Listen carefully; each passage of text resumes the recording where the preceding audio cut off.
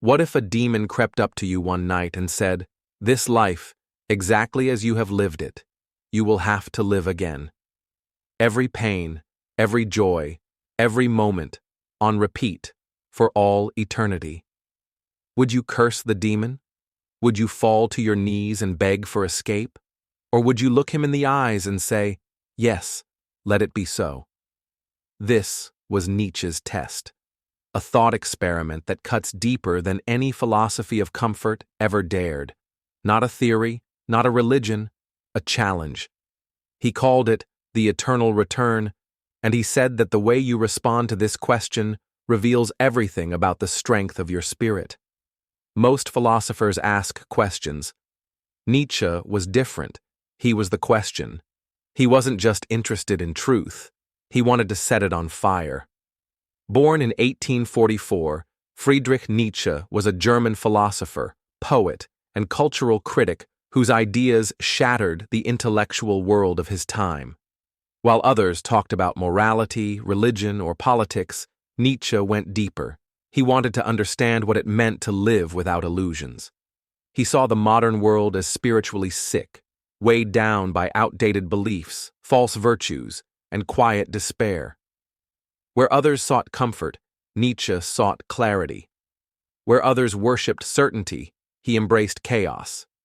He was a philosopher of suffering, but not in the way you might think. Nietzsche didn't want to remove suffering. He wanted us to transform it, to take our pain, our failures, our deepest regrets, and turn them into power. He believed that the greatest human beings weren't those who avoided hardship, but those who affirmed life completely, even the parts that broke them. This is what led him to one of his most powerful and misunderstood ideas: Amor Fati, the love of fate. To understand Amor Fati is to understand Nietzsche's deepest insight into what it means to be alive.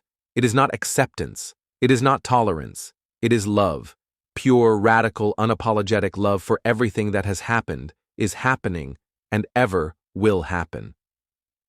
Amor Fati is the strength to look at your life, with all its tragedy, its shame, its mistakes, and say, "I want this.